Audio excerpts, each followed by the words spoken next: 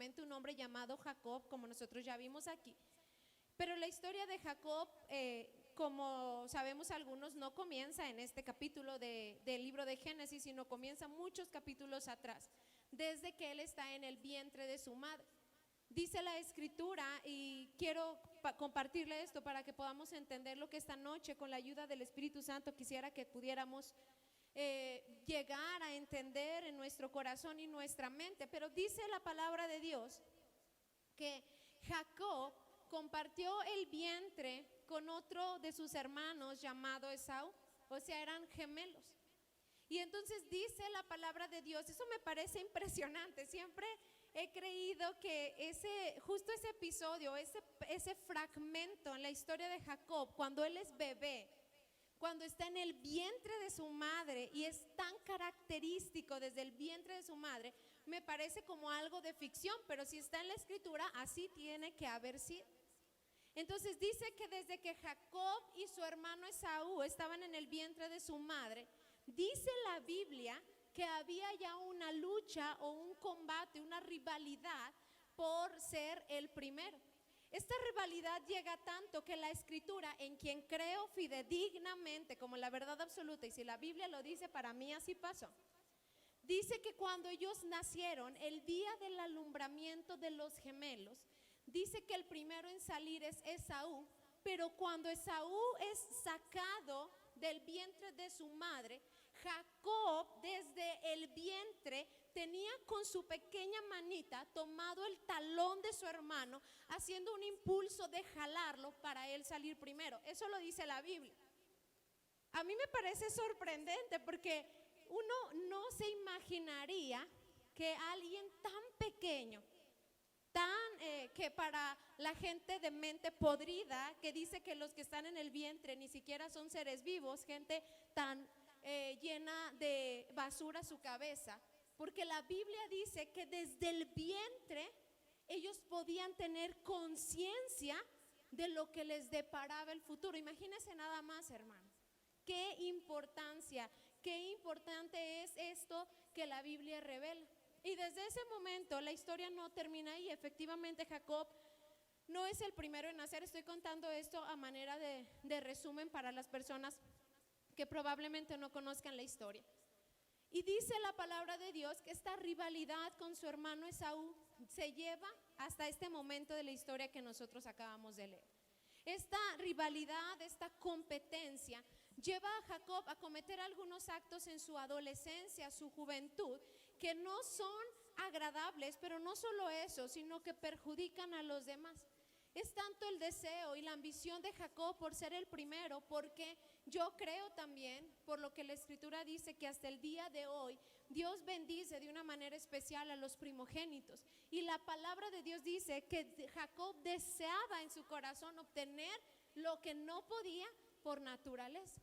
Entonces, cuando ellos crecen, cuando Jacob y Esaú crecen, por ahí se narra un episodio muy importante en sus vidas, donde Jacob compra la herencia, la primogenitura, por un plato de comida.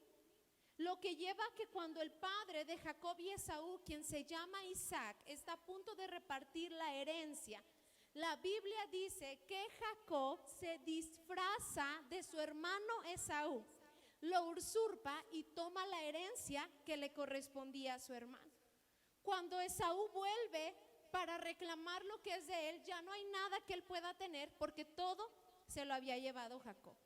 Y esto despierta en Esaú una ira, una furia que no se va a calmar ni con los años, ni con los meses, sino hasta este momento en el que nosotros leímos. Esta situación hace que Jacob necesite salir huyendo de donde vive, porque su hermano está dispuesto a matarlo. Y entonces su madre lo ayuda a llegar a donde vive uno de sus parientes más cercanos. Y en aquel lugar lejano, Jacob va a pasar muchos años. Allá se casará una vez, se casará otra vez, tendrá 11 hijos y una vida completa. Esta lejanía lleva a Jacob a no ver morir a su padre, a no pasar los últimos años cerca de su madre por la traición que le había hecho a su hermano Esaú. Y llega un momento determinado, cuando está en aquel lugar lejano que no es su casa, en ese lugar donde incluso también se le ha traicionado, se han burlado de él, lo han robado, lo han estafado muchas veces. Y entonces Jacob llega a un punto donde dice: necesito volver a mi casa, necesito volver a donde creo yo que estoy bien, a ese lugar a donde pertenezco. Mire, yo no sé si a usted le ha pasado, pero a mí me pasa siempre, cuando uno tiene la oportunidad de salir de vacaciones, aunque uno vaya a un lugar muy agradable, cuando uno está allá, uno ya no se quiere venir. Pero cuando uno llega y se acuesta en su cama, uno dice: no hay nada como mi cama.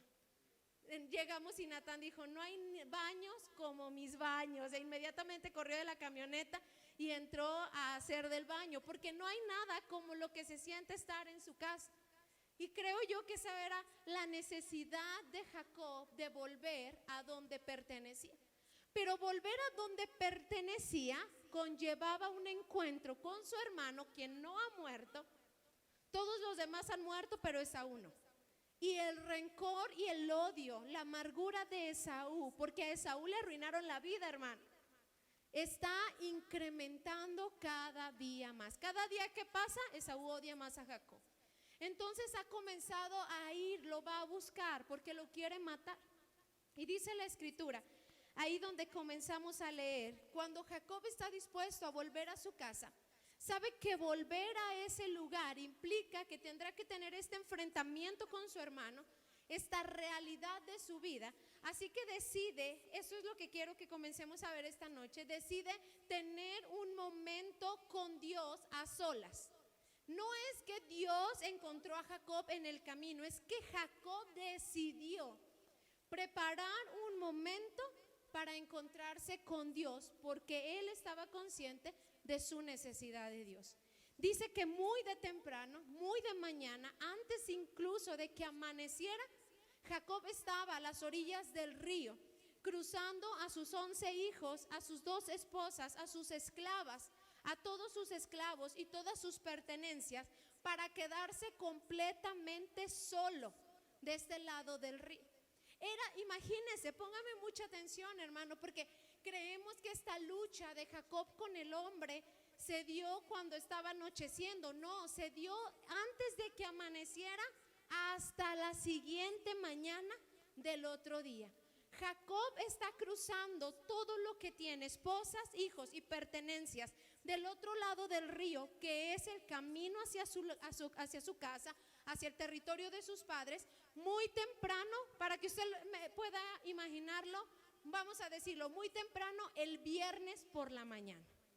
Todavía ni siquiera amanece, son las 5 de la mañana, y Jacob ha levantado a los esclavos, ha levantado a los niños, ha levantado a sus esposas y dice: es momento, yo los voy a ayudar a cruzar el río y de ahí ustedes van a caminar hacia adelante. Les traza un mapa y ellos tienen que caminar solitos hasta llegar a la casa de Jacob, de Isaac y Rebeca. Pero él no va a cruzar con ellos. Él se va a quedar de este lado del río solo. ¿Para qué? Inmediatamente, después de que cruza la última persona y Jacob está completamente solo de este lado, dice la escritura que inmediatamente se le apareció un hombre. Creo yo, si no me equivoco, la Reina Valera dice que se le apareció el ángel de Jehová, así dice. Otras traducciones de la escritura dice una persona desconocida, dice la traducción del lenguaje actual. Y aquí la NBI solo dice se le apareció un hombre. A lo largo de la historia, los hombres que estudian la Biblia, esos hombres a los que se les llaman teólogos, porque la teología es la ciencia o la materia que estudia a Dios, por eso se llama así teología, han llegado a la conclusión, por el consejo de la palabra y la historia de la Biblia, que ese hombre desconocido a quien se enfrentó Jacob y que aparecerá en otras ocasiones en la palabra de Dios es la persona de nuestro Señor Jesucristo. Una vez que Jacob se queda solo, inmediatamente aparece, yo lo voy a creer así por lo que las evidencias que dan los teólogos, inmediatamente aparece la persona de Cristo a tener un combate con Jacob. Una lucha que durará desde esa mañana del día viernes hasta que va a amanecer el día sábado. ¿Cuántas horas aproximadamente, hermano? 24. Un día entero. Desde la mañana hasta la siguiente mañana. 24 horas. Estará aferrado. No es una lucha de golpes, no es una pelea de estirones, no, es una pelea o un combate o no sé cómo llamarlo, de resistencia. Dice que cuando apareció este ser, este hombre, este personaje, oh Jesucristo, Jacob inmediatamente se tomó de él y el ángel o este personaje se tomó también de Jacob y comenzaron a tener una lucha solo de resistencia. ¿Cuánto tiempo cree usted que, si usted se evaluara personalmente, cuánto tiempo se cree usted capaz de resistir de pie, combatiendo contra alguien en fuerza? No va a haber golpes, no hay insultos, pero es una lucha de fuerza. ¿Cuánto tiempo se cree usted capaz de resistir? Y ponga que ya sea un ángel o sea Jesucristo, en fuerza no se asimilan a la fuerza que puede tener el patriarca. Y el patriarca a estas alturas ya no es un hombre fuerte, es un hombre anciano, no es un viejito, porque todavía tendrá a sus últimos hijos y adorará a Dios en su último respiro, pero es un hombre ya grande de edad. Los mejores años de fuerza de Jacob han pasado. Así que como cuánto usted se cree lo suficientemente fuerte para poder tener este combate. Dice mi marido, 10 minutos. Los más fuertes, ¿cuánto dicen? No, yo sí me ando resistiendo 2 horas, 3 horas, 1 hora. Si tenemos buena condición, ¿verdad? Pues Jacob resistió 24 horas, 24 horas sin dormir, 24 horas sin comer, 24 horas sin sentarse, 24 horas sin una tregua de, bueno, a ver, unos minutos de descanso, nada. Porque en cualquier momento que soltara a Cristo, este podía desaparecer. ¿Qué llevó a Jacob a desear ese momento de soledad donde sabía que Dios iba a estar ahí?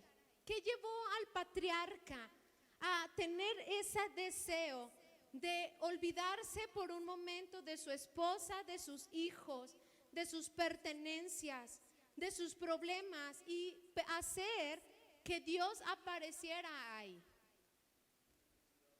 Su necesidad. Pero no es una necesidad como de milagro. No es una necesidad como de que termine una situación.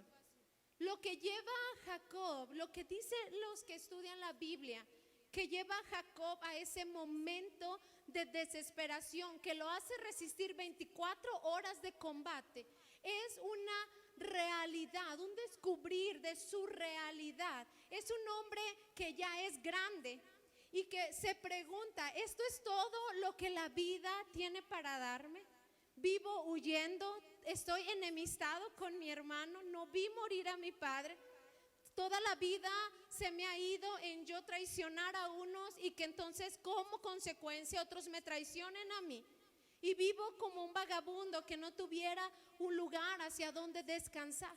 Lo que llevó a Jacob a preparar un momento donde pudiera encontrarse con Dios y Dios pudiera cambiar su vida, fue la desesperación de no querer seguir siendo el mismo.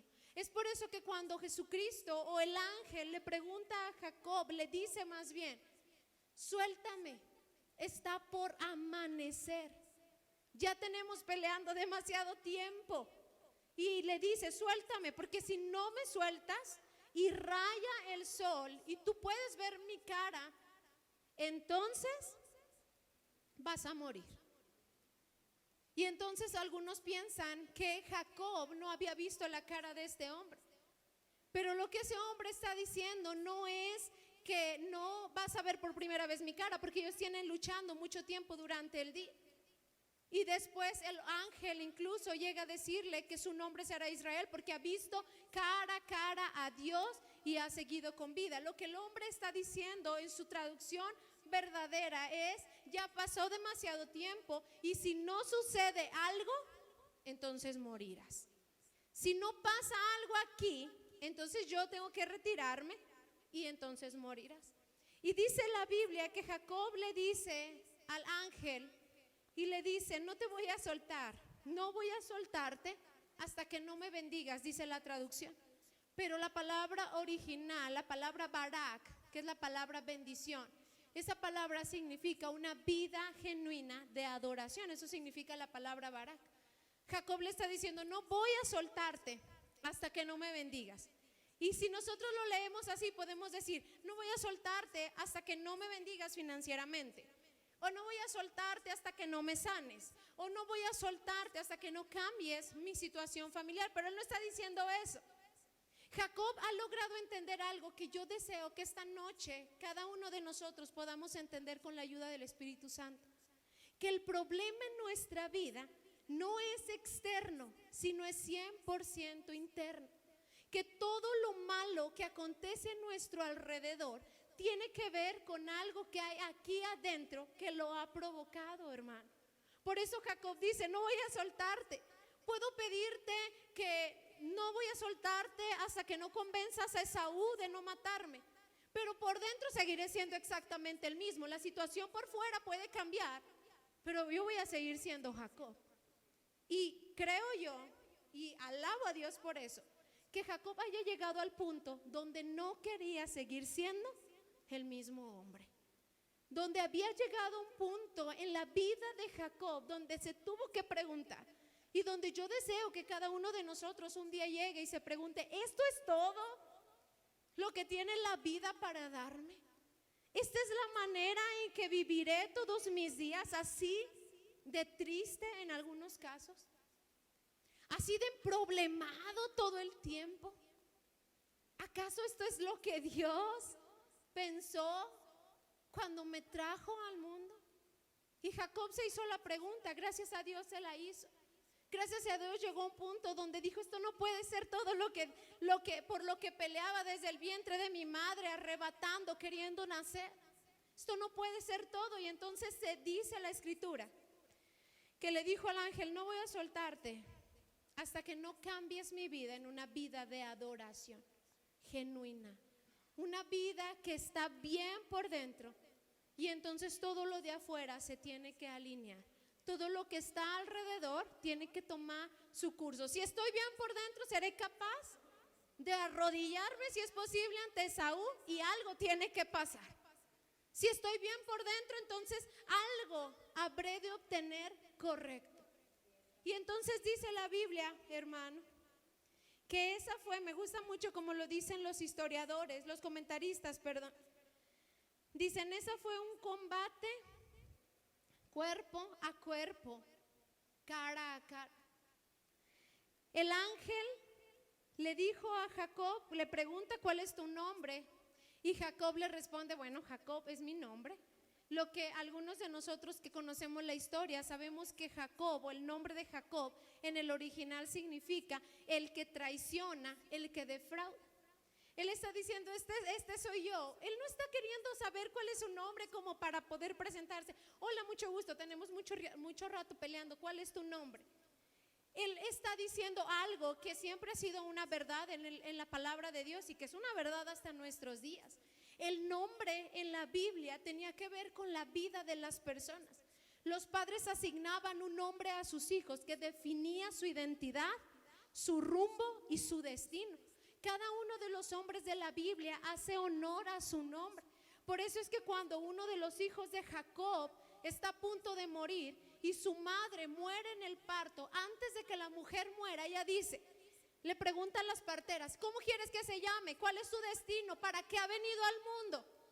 Y la mujer, en medio de su dolor, dice: quiero que se llame hijo de la desgracia, porque por su culpa se me ha ido la vida. Pero antes de que ellas puedan declarar o decretar este nombre que es Benoni, dice que Jacob, quien sabe el poder de la identidad detrás del nombre, aparece y dice: no, perdóname, Raquelita, pero este niño no se va a llamar así.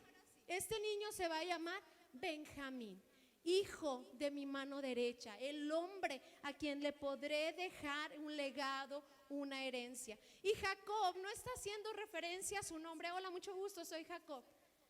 El ángel le dice: ¿cuál es tu vida? ¿En qué fragmento, sobre qué línea se ha trazado tu vida? Y él dice: sobre la traición. Toda mi vida he traicionado.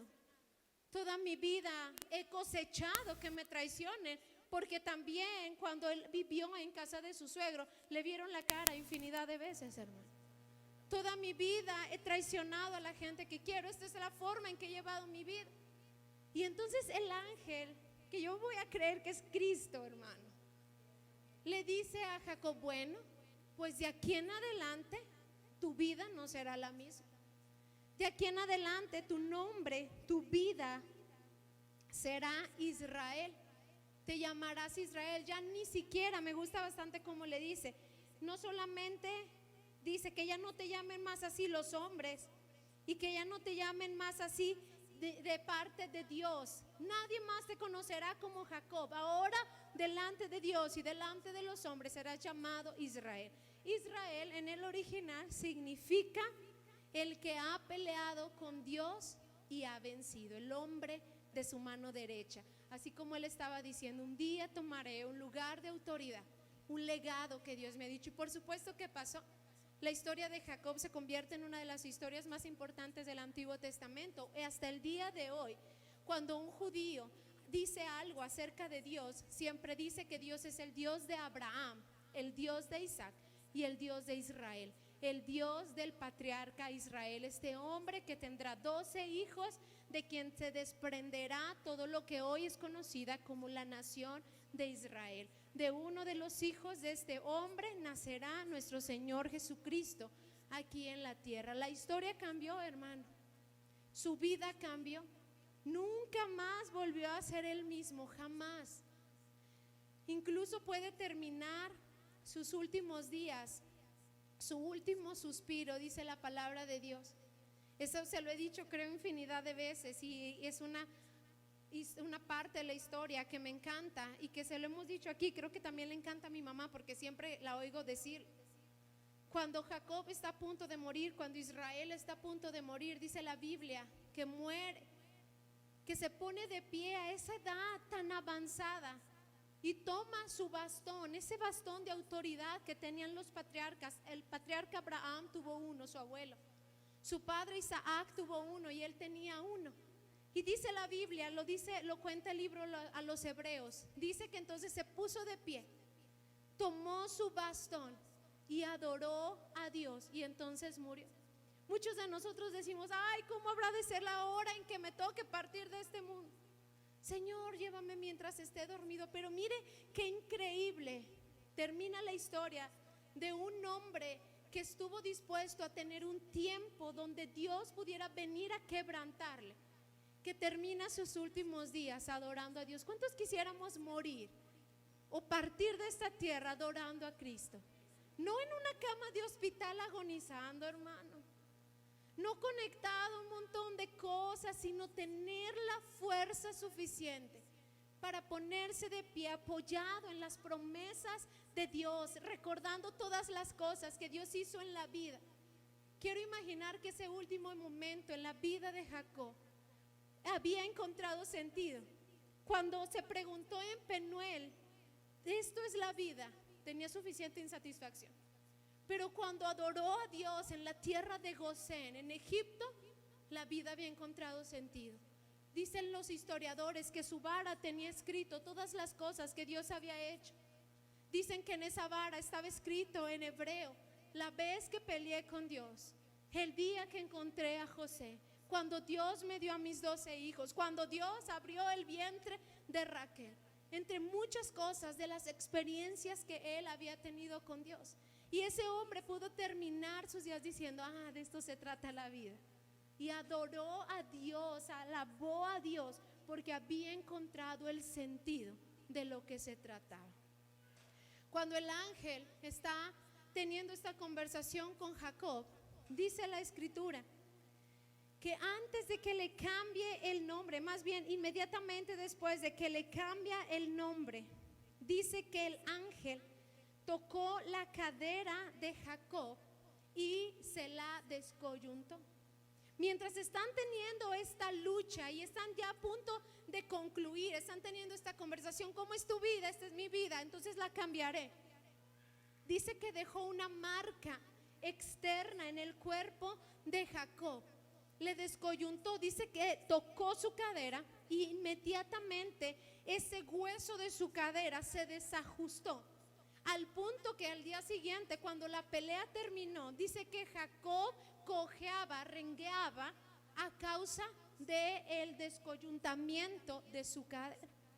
Este ángel está haciendo, este hombre está haciendo algo interno en la vida de Jacob, pero marcándole con algo externo.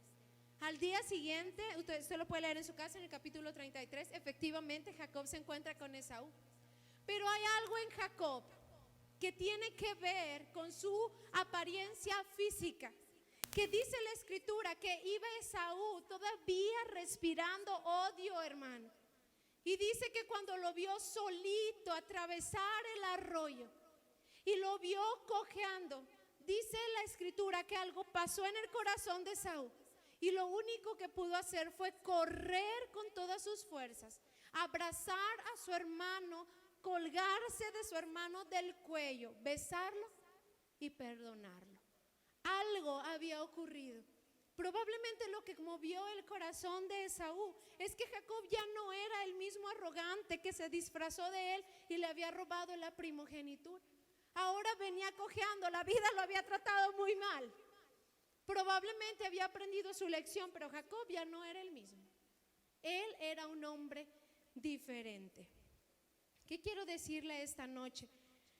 Antes de que el tiempo se nos termine, y quisiera que me acompañara a Romanos capítulo 7,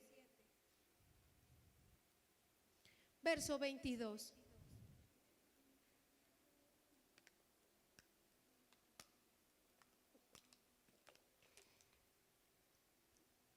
Romanos capítulo 7, verso 22. Es una historia fascinante, la vida del patriarca. Como lo es cada una de las historias que nosotros podemos encontrar en la Biblia. Y antes de leer Romanos 7, 22, déjeme decirle algo. ¿Qué es lo que esta noche podemos nosotros aprender? ¿Qué es a donde nos quiere llevar el Espíritu Santo? Cada uno de nosotros, hermano, cada uno de nosotros en algún momento está reflejado en la vida de Jacob. No cuando se convierte en Israel, sino cuando es Jacob. Y la vida de Jacob, en la vida del patriarca, antes de ese encuentro, no simboliza ni representa nuestra vida antes de venir a Cristo, no. Representa nuestra vida en Cristo. Porque todos nosotros hemos nacido de Dios y todos nosotros hemos nacido en Dios por la sangre de Jesucristo, por pura gracia, por pura misericordia y, como dice Romanos, por el don de Dios, por un regalo de Dios. Nadie de nosotros, eso se lo hemos dicho en muchas ocasiones aquí, se lo repetimos esta noche, ninguno de nosotros es capaz bajo ningún mérito de poder tener un nacimiento en Dios o poder pertenecer a Dios.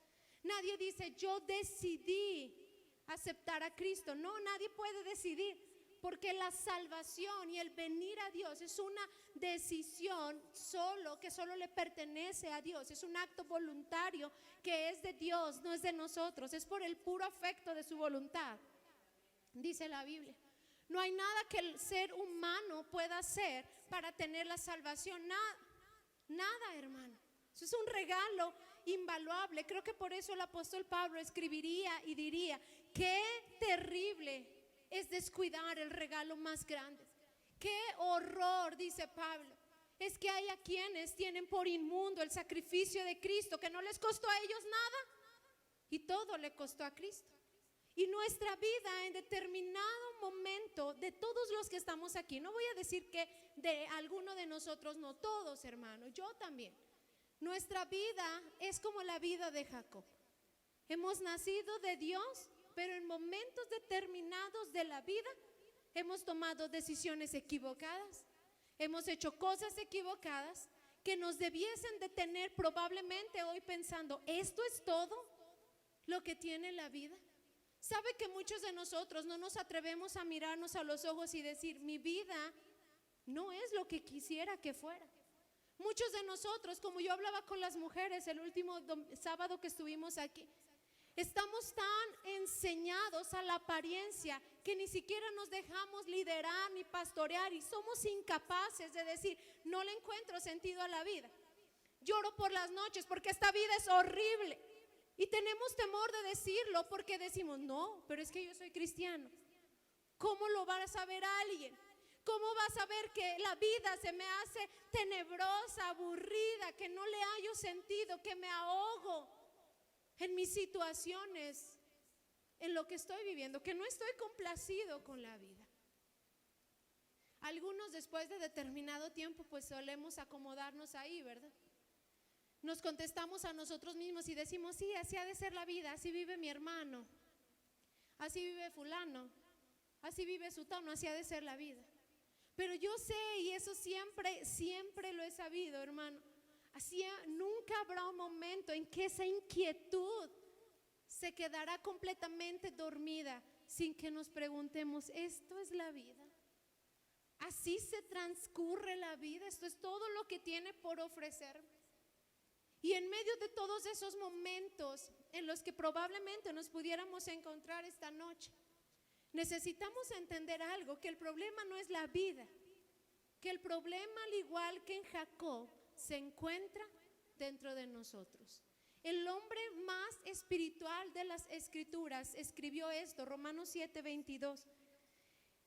El apóstol Pablo dijo, porque permítame, no es el 22, es el verso 18. Pablo dijo, yo sé que en mí, es decir, en mi naturaleza pecaminosa, nada bueno habita. Vamos a leer desde el verso 15, por favor. Dice Pablo, no entiendo lo que me pasa, pues no hago lo que quiero, sino lo que aborrezco. Ahora bien, si hago lo que no quiero, estoy de acuerdo en que la ley es buena. Pero en ese caso ya no soy yo quien lo lleva a cabo, sino el pecado que habita en mí. Yo sé que en mí, dice el apóstol, es decir, en mi naturaleza pecaminosa, nada bueno habita. Y aunque deseo hacer lo bueno, no soy capaz de hacerlo. De hecho, no hago el bien que quiero, sino el mal que no quiero. Y si hago lo que no quiero, ya no soy yo quien lo hace, sino el pecado que habita en mí. Así que he descubierto esta ley, que cuando quiero hacer el bien, me acompaña el mal. Porque en lo íntimo de mi ser me deleito en la ley de Dios. Pero me doy cuenta de que en los miembros de mi cuerpo hay otra ley, y esa es la ley del pecado. Esta ley lucha contra la ley de mi mente y me tiene cautivo. Y dijo el apóstol, soy un pobre miserable. ¿Quién me librará de ese cuerpo mortal? ¿Y qué cree que dice después Pablo? Lo mismo que Jacob, apareció Cristo, hermano.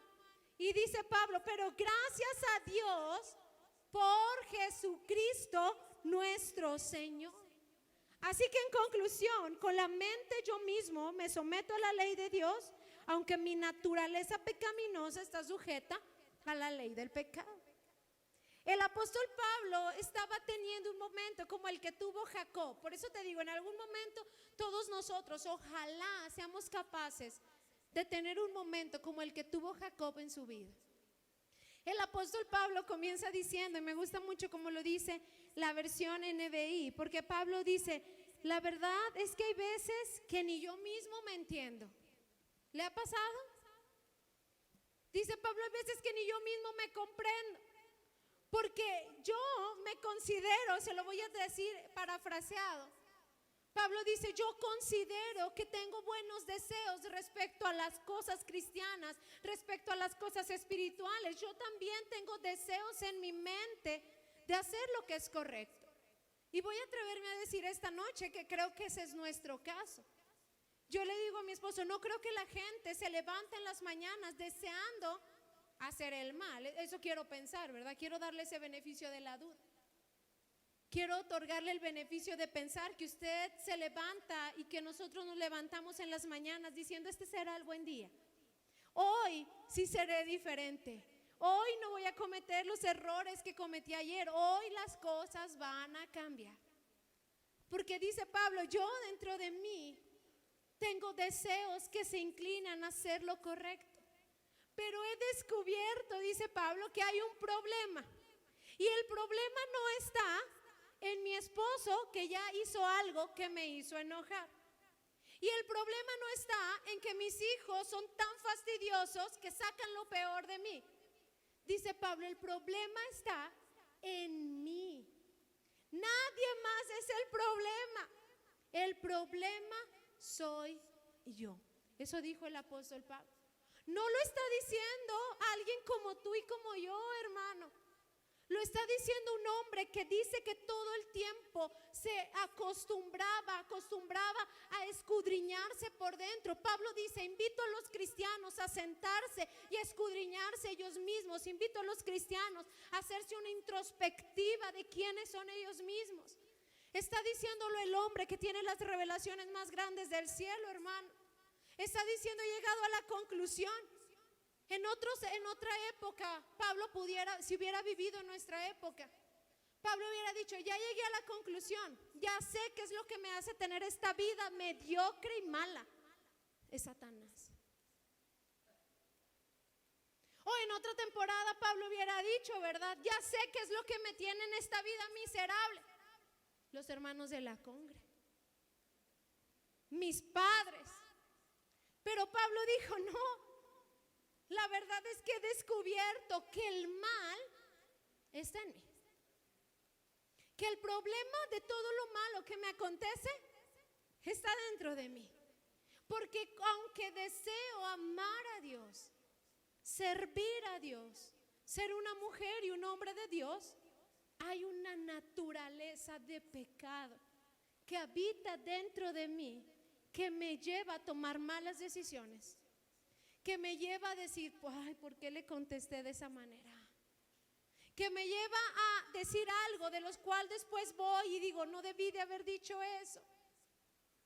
No debí de haberme comportado así, no debí de haber pensado así. Pero ahí está, dice el apóstol, ahí está. Esa naturaleza pecado vive en mí. Me lleva a que con mis miembros, o sea, con mis manos, con mis pies, con mi boca, con mi cuerpo, haga cosas que desagradan a Dios. Mira, usted todavía tiene cara de, ¿en serio Pablo dijo eso? ¿En serio el apóstol Pablo? ¿Pero qué le pasa? ¿Por qué no le echó la culpa a las huestes espirituales de maldad de las que hablaría después en la carta a los Efesios? ¿Por qué no le echa la culpa a los hermanos de Corintios que son irreverentes, inmoralmente sexuales? ¿Por qué no les echa la culpa? ¿Por qué no les echa la culpa de que lo fastidian tanto que llegó a cachetear a algunos de ellos? ¿Por qué? Porque el apóstol, quien es espiritual, dice, hay una lucha como la que Jacob tuvo, una lucha verdaderamente espiritual. Nunca habrás tenido una verdadera guerra espiritual hasta que no hayas luchado con Dios mismo, hermano. Por más que tú digas, no, si de luchas espirituales yo sé. Yo he sacado demonios. Yo he visto retorcerse a la gente y los he reprendido. Yo sé de guerra espiritual. No, usted no sabe nada de guerra espiritual si no ha tenido una lucha con Dios. Pablo decía, los miembros de mi cuerpo, mi naturaleza, combate contra Dios. así como combatió Jacob. Dice, así como esa pelea que llevó Jacob, que le tomó 24 horas, así de esa manera, mi naturaleza, mi cuerpo, pelea contra Dios. Y entonces el apóstol, ante ese panorama, que también está teniendo Jacob con el ángel, cuando el ángel le dice, ¿cuál ha sido tu vida? El embustero, el traicionado, el mediocre, el que siempre huye, el que no tiene nada. Esa vida está triste, hermano. Y cuando Pablo describe su condición de vida, es una vida triste. Por eso el apóstol termina diciendo, miserable de mí. Miserable de mí. Dice Pablo, ¿quién me librará de este cuerpo de muerte? Jacob estaba diciendo lo mismo. Por eso cuando el ángel lo descoyuntó, me encanta como dice Matthew Henry, y dice que el ángel le advirtió, voy a quebrar tus huesos. Y dice que Jacob le dice, québrame uno por uno, pero no me dejes igual. No importa que el precio de esta lucha sea que quebrantes cada uno de mis huesos, pero no quiero seguir siendo el mismo. Y Pablo dice, ¿quién me librará? ¿Quién es capaz de hacerme libre de este pecado que me lleva a herir a los que están a mi alrededor? Que me lleva a tener esta vida que no quiero vivir, porque ¿quién quiere vivir lleno de amargura, hermano? ¿Quién quiere vivir con resentimiento en el corazón? ¿Quién quiere vivir con miedo, incertidumbre? ¿Quién quiere vivir de la forma en que, perdóneme, pero muchos de nosotros estamos viviendo hoy? ¿Quién quiere vivir sin esperanza? ¿Quién quiere vivir sin propósito ni destino? ¿Quién quiere vivir durmiéndose insatisfecho y despertándose insatisfecho? Nadie. Bueno, espero que nadie. Espero que ninguno de nosotros. Pero Pablo dice, ¿quién? Jacob dijo, ¿qué puede pasar? Prefiero que me quebrantes cada uno de los huesos y ser un hombre diferente. Y entonces aparece para Jacob y para Pablo, aparece Cristo, Jesús, el verbo hecho carne, no para ser su salvador, hermano, sino para ser el modelo de vida capaz de librarnos de ese cuerpo de muerte. Jesucristo, dice Pablo, pero gracias sean dadas a Dios porque apareció Jesucristo. Gracias por Cristo, el Dios hecho carne que me enseña como humano cómo transitar la vida en medio de una naturaleza pecaminosa. Gloria sea dada a Dios. Sí, hermano, gracias, pastora. Apláudele ahí con tus fuerzas.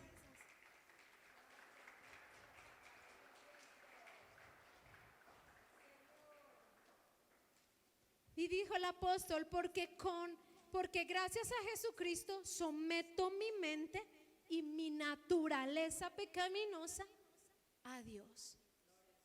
La vida de Jacob cambió. Era un hombre diferente. Era un hombre diferente para su hermano.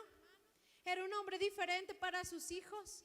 Era un hombre diferente para sus esposas. Todo el mundo tuvo que notar la vida diferente de Jacob. La vida de Pablo cambió. Esa era una vida diferente. Era una vida diferente para los que perseguía. Era una vida diferente para sus vecinos. Era una vida diferente para todos, hermanos. Pero este encuentro, esta batalla que se da entre nuestra naturaleza y nuestra vida y Dios, es una batalla que duele. Es una batalla que cuesta. Por eso creo que Cristo dijo, el que quiera ser mi seguidor, el que quiera parecerse a mí, tendrá que tomar una cruz, morir todos los días y entonces ser mi discípulo, ser mi seguidor. Porque no hay manera de librarnos de este pecado. No hay manera de que te libres de ese enojón que vive dentro de ti. No hay manera de que te libres de esa persona que solo piensa mal y mal y mal de todos los demás, hermano. A menos de que permitas que el carácter y la naturaleza de Cristo se apoderen de ti. A menos de que permitas que todo tu ser se parezca a nuestro Señor Jesucristo. Por eso Pablo dijo, gracias a Dios por Cristo. Gracias a Dios por el Señor. porque Él no solamente vino a salvarnos del infierno, vino a salvarnos de nuestra naturaleza pecaminosa. Vino a salvarnos de esta vida tan miserable. Perdóneme, pero yo no puedo creer que haya gente sin Cristo que se sienta muy feliz de su vida. La vida sin Cristo es miserable, hermano. Pero la vida en Cristo, sin parecernos a Él, también es miserable. También es miserable. Muchos de nosotros estamos aquí sentados esta noche, solos, enemistados con un montón de personas, porque no nos parecemos a Cristo. Muchos de nosotros estamos aquí sentados, pero nuestra vida no es una vida, hermano, que otros quisieran vivir. No es una vida de la que uno puede sentirse orgulloso y satisfecho. La vida del apóstol Pablo termina cuando él es llevado a la horca. El apóstol Pablo termina decapitado allá en Roma. Y dice la Biblia que cuando estaba a punto de morir, escribió algunas de sus cartas, las que usted puede leer en la escritura. Y dice que cuando él estaba ahí, Pablo escribió: estoy a punto de ser decapitado, pero yo les animo a algo, dice el apóstol Pablo, a que estén alegres en la vida del Señor. Y luego dice: pero no solo se los pido, se los repito, alégrense en la vida de Dios. ¿Cómo puede un hombre que está a punto de morir, al día siguiente está a punto de ser llevado, hermano, a que le corten la cabeza, escribirle a los cristianos y decir: hay que tener alegría porque la vida en Dios es maravillosa? ¿Cómo puede? Porque el miserable había encontrado en Cristo todo lo que necesitaba. Quisiera de verdad esta noche poder compartirle otro mensaje, pero no puedo, porque no, perdóneme, pero se lo voy a decir. Porque cuando veo nuestras vidas, si quiere me incluyo ahí, cuando veo nuestras vidas tan alejadas de lo que Dios ha soñado con cada uno de nosotros, no puedo decir otra cosa. Siempre, hermano, de verdad le voy a decir algo de mi corazón. Siempre antes de subirme a predicar, cuando tengo alguna duda respecto al mensaje, siempre Dios me hace la misma pregunta: ¿cuál es el objetivo? ¿Qué es lo que deseas lograr con ese mensaje en el corazón de la gente? Y siempre mi respuesta es la misma, y Dios lo sabe: que puedan vivir la vida que tú tienes para ellos. Algunos de ustedes podrán considerar: ay, es que a mí no me aman, es que si nos amaran no nos predicaran de esa forma. No, perdóneme, pero el amor no es verte sonriendo durante un tiempo de predicación, sino que ojalá antes de partir de esta tierra hayas experimentado la vida maravillosa que Dios tiene para ti. Si hay algo que me duele en el corazón, es descubrir que la mayoría de nosotros no vive la vida que Dios ha planeado para nosotros. No estamos a unos metros, hermano. Algunos de nosotros estamos a años luz del plan de Dios para nosotros. Puede ir pasando mi esposo. Si alguien a ti te engañó y te vendió la mentira satánica de que la vida del cristiano es una vida de derrota, de tristeza, el cristiano atraviesa muchas dificultades porque por eso es cristiano. El cristiano tiene que pasar por valles de muerte y de dolor, y entonces así se asegura que está caminando en bien. Eso es una mentira, y es una mentira del diablo, porque te ha engañado el tiempo suficiente para creer que tu vida que vives en derrota, en amargura y en miseria, es porque algo has de estar haciendo bien. No, amado.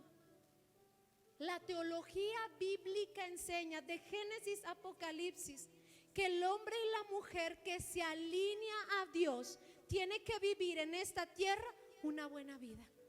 El hombre y la mujer que alinean su carácter al carácter de Cristo. El hombre y la mujer que es capaz de encontrar el problema dentro de sí y viene continuamente a Dios para alinearse, como dijo Pablo, para someter esta naturaleza pecaminosa al carácter de Cristo, tiene que tener una buena vida. Es mentira, eso es una mentira que ha destruido a la iglesia de Cristo en muchas partes. Te está yendo mal, Dios te está probando, es algo has de estar haciendo bien. Tienes muchos años con esos problemas, tienes muchos años con esa situación financiera, tienes muchos años enfermo, algo Dios ha de estar haciendo. No, algo estás haciendo mal tú. No has descubierto tu naturaleza pecaminosa. Qué gloria es encontrar a hombres y mujeres que pueden venir a Dios y que pueden conocerlos y que pueden decir, pues no sé, algo probablemente de estar haciendo mal yo. Que cuando las cosas se ponen caóticas a su alrededor, no miran a ningún lado, sino se miran hacia adentro, hermano. Siempre mi esposo y yo hemos dicho algo que nos encanta de David, del hombre conforme al corazón de Dios, es que cuando las cosas se ponían mal en su vida, no culpaba a nadie más, se culpaba él mismo, hermano. Cuando todo el reino parecía volverse en su contra, David no se ensoberbecía. Primero que nada, no llamaba a Satanás a la historia. Número 2, no decía que fulano o sutano, sino que agachaba su cabeza y decía, probablemente Dios ha encontrado algo mal en mí, por lo cual me está aconteciendo todo esto. Cuando el hombre cristiano y la mujer cristiana se ha enfrentado a los momentos difíciles de su vida, la mayoría, si no es que diré todos los que yo conozco, todos culpan todo menos a ellos.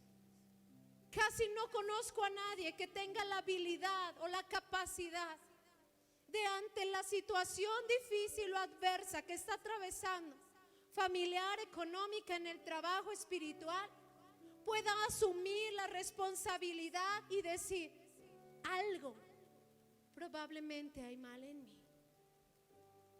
¿Y sabes qué? Muchas de las veces que el rey, que el monarca pensó que algo había mal en él, muchas veces se equivocó. Pero era Dios quien venía y le decía, tranquilo David, no es por ti, no hay nada mal en ti, es por esto. Pero David siempre tuvo esa actitud. Cuando su bebé está a punto de morir, hermano, dice que pasó días ayunando y orando, ayunando y orando. Y estaba ahí, hasta sus sirvientes tenían miedo de interrumpirlo.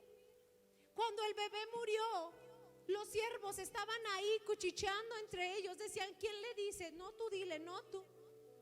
¿Qué va a hacer David si cuando el niño estaba enfermo no se paraba de ese lugar? Ahora que el niño ha muerto, ¿qué va a hacer el rey? Se va a querer quitar la vida. Y dice que David los veía, mire. Y entonces dijo, ¿qué? Ya murió el niño, ¿verdad? Y los siervos dijeron, sí, el niño acaba de morir. El rey se levantó, se sacudió sus vestidos, se bañó, porque nadie puede adorar a Dios con vestidos de luto, y se presentó ante Dios y lo adoró. Y entonces decían, ¿por qué tomas esa actitud? Y David dijo, ya no puedo hacer nada, esa es la consecuencia de mis pecados. Ahora me toca seguir adorando a Dios, porque la responsabilidad fue mía y Él es santo. Qué impresionante la mentalidad de los hombres de Dios, tan diferente a la de nosotros, hermano, donde todo el mundo, es más, hasta el país tiene la culpa de mi mala economía. No, porque tú y yo, te dije hace 8 días, estamos en este mundo, pero no vivimos bajo las leyes de este mundo. Tu economía está mal, ni por la pandemia, ni por el gobierno corrupto. Tu economía está mal porque no nos hemos alineado a los principios de Dios. Pero es tan fácil quitarnos la responsabilidad, ¿verdad? Jacob pudo decir, voy a caminar delante del arroyo. Y voy a ver si mis hijos o mis esposas conmueven el corazón de Saúl. Si no, pues ni modo, todos la habremos de pagar. Qué diferente hubiera sido la historia si no hubiera sido capaz de decir al hombre, al ángel, a Cristo: esta ha sido mi vida, este soy yo. Este es Jacob. La culpa no es de Isaac, ni de mi madre Rebeca. La culpa no es de Saúl por nacer primero. La culpa es mía, mía. Y algunos de nosotros tenemos tanto temor a asumir la responsabilidad, hermano. Creemos que es una vida de siempre sentirse culpable y miserable. No, amado. El día que eres capaz de decir: probablemente el mal está en mí, no te imaginas la carga liberadora que se quita de tus hombros. Cuando eres capaz de ser humilde y decir: Dios, hay muchas cosas en mí que me tienen donde yo estoy. Hay muchas cosas que cometo mal, que me tienen en esta vida. Quería hablarle de muchas cosas que le prometí que íbamos a estar hablando en los próximos miércoles, y que quise usar como introducción el miércoles pasado acerca del mundo y de Dios teniéndonos como en un lugar especial. Pero de nada sirve hablar de diseños y de familias y de propósitos si no llegamos a entender que hay una responsabilidad en nuestros hombros. Que no importa dónde vayas, no importa que tanto te alejes de casa como Jacob, seguirás siendo el mismo. Porque el mal está dentro de nosotros. Porque hace muchos años atrás, 4000 y cacho, dicen los expertos, un hombre y una mujer llamada Adán y Eva dejaron entrar el pecado. Y después todos nosotros fuimos conocidos como sus descendientes, hombres y mujeres que nacieron con una naturaleza pecaminosa inclinada al mal. Y que eso no termina hasta que Cristo aparece. Por eso la historia tiene que ser diferente. Por eso si tu vida no es diferente, entonces algo está pasando. Si nuestra vida no puede ser superior a la vida de nuestros familiares que no tienen a Cristo, algo está pasando. Porque el postrer Adán ya vino, hermano. Porque Cristo ya apareció y nos ha entregado una vida diferente. Para vivirla aquí, iglesia, ojalá lo puedas entender. La vida gloriosa de Cristo no empieza en la eternidad. La vives aquí, la experimentas, la palpas. Te duermes en la noche satisfecho, noches llorando, diciendo: Dios, tan maravillosa puede ser la vida. Tanto puedo palpar tu gloria en la tierra. Se puede vivir contento, feliz, hermano, en victoria y dichoso. Pero hay que comenzar por reconocer el mal que hay dentro de nosotros, que todos los días combate contra la persona de Cristo hasta alinearse en lo que Dios quiere de cada uno de nosotros. Póngase de pie, amado hermano.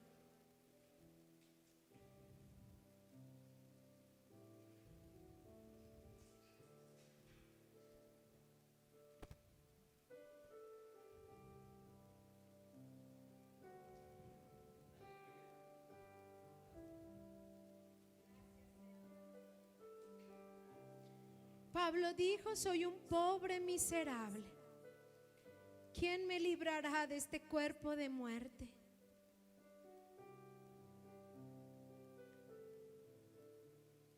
Aquí estamos esta noche, Espíritu de Dios.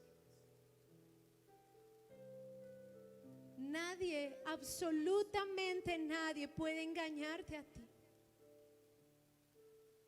Nosotros somos capaces de engañarnos los unos a los otros, aparentando una vida que dentro de las cuatro paredes está muy lejos de ser la vida que venimos a aparentar cuando estamos en la congregación. Algunos de nosotros hemos convertido nuestros tiempos de oración en tiempos de lamento y lloro, porque la vida nos está golpeando duro, porque la vida a veces sabe tan miserable, porque no le encontramos por ningún lado lo glorioso y hermoso. Pero yo creo lo que tu palabra dice: Cristo es la vida. Él es la vida. Él es la vida abundante. Él es el que apareció para devolvernos lo que el diablo nos robó.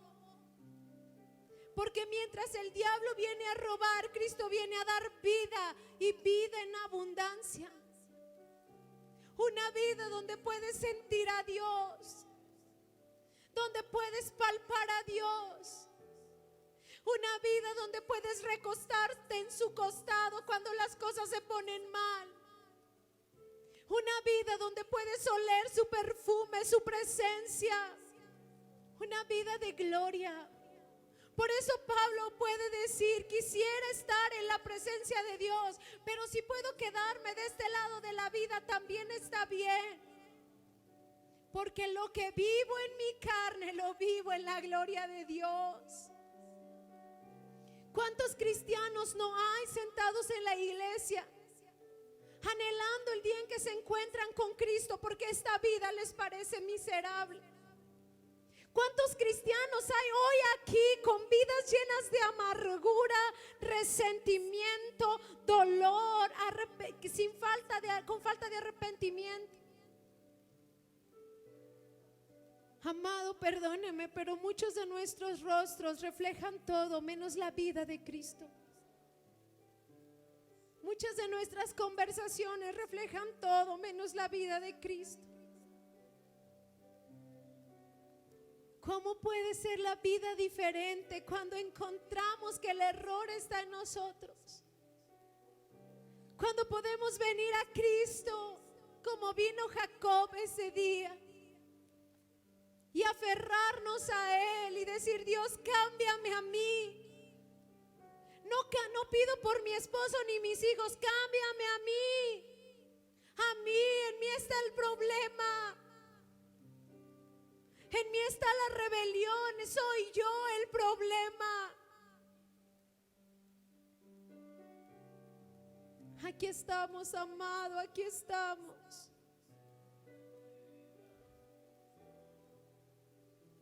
Y el deseo profundo en nuestro corazón es que cada una de estas personas a las que nos permites liderar puedan ser capaces de experimentar tu gloria. Que cada uno de ellos pueda dormir en la noche con la satisfacción de vivir vidas plenas y abundantes. Y que cuando nuestros ojos se abren por la mañana, la esperanza, el futuro y el destino nos espera. Yo te ruego que esta noche hagas algo entre nosotros. Que seamos capaces de reconocer nuestra realidad como lo hizo Jacob y lo hizo el apóstol Pablo. Espíritu Santo, convéncelos. Yo no puedo hacerlo, yo no soy Dios y esa capacidad es solo tuya. Convéncelos esta noche, te lo ruego, te lo imploro. Porque si sus vidas fuesen lo que tú quieres para ellos, yo no estaría diciendo esto este día. Convéncelos, convence a nuestros jóvenes, convence a nuestros adultos. Convéncenos de nuestra realidad, por favor. Porque el tiempo está pasando, los años transcurren.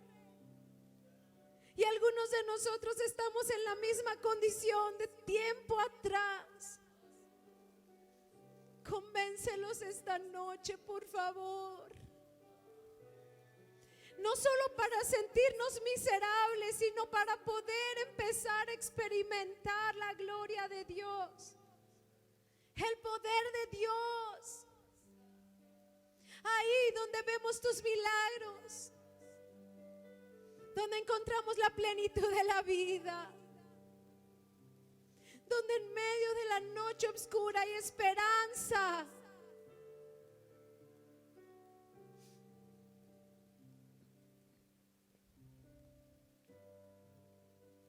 Tengamos ahí un momento con el Espíritu Santo.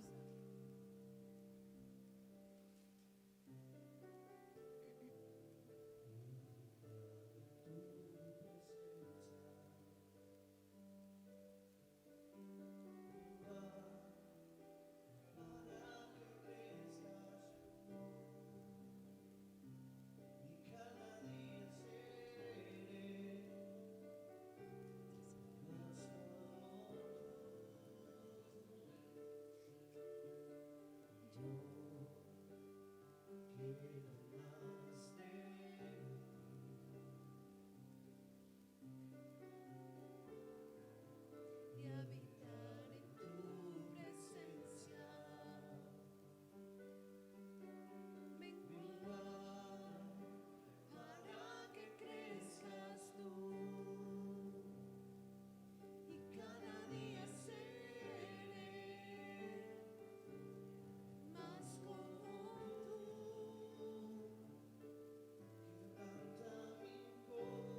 Vamos, iglesia, que esta noche sea un ruego. Quebranta mi vida. Todo lo que soy, mi voluntad, mi mente, mi alma es tuya.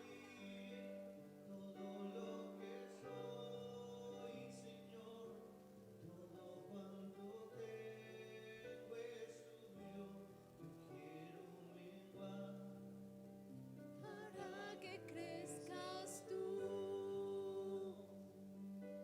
Quebranta mi corazón. Quebrántanos.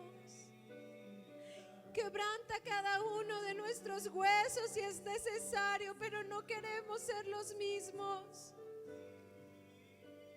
No queremos ser nosotros, queremos a Cristo en nosotros. Queremos su esencia y su carácter, sus principios y sus valores. Quebrántanos esta noche, Espíritu de Dios. Cristo, quebrántanos. Quebrántanos. Quisiera que esta noche pudiéramos venir al altar, aquellos que somos capaces de comprender esta realidad. ¿Qué tan diferentes seremos, hermano?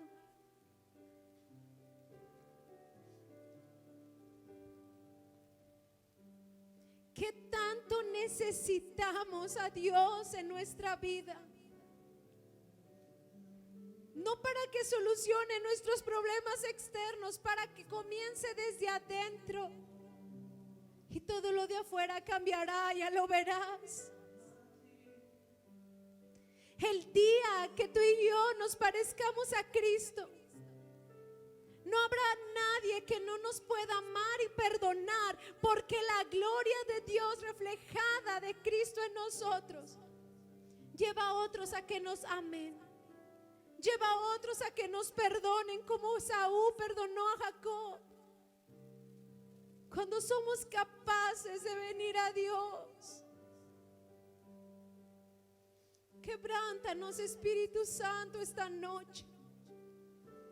No quiero que sea una noche más de miércoles, que cada palabra no sea como címbalo que resuena, sino que haya cabida en nuestra vida, en nuestras familias, para ser diferentes. Quebrántanos, Dios. Vamos, iglesia, vamos. Dígaselo a Dios. Entrégale todo, tu vida, tus sentimientos, tu rencor, tu odio, tu amargura, tu placer y deseo del pecado.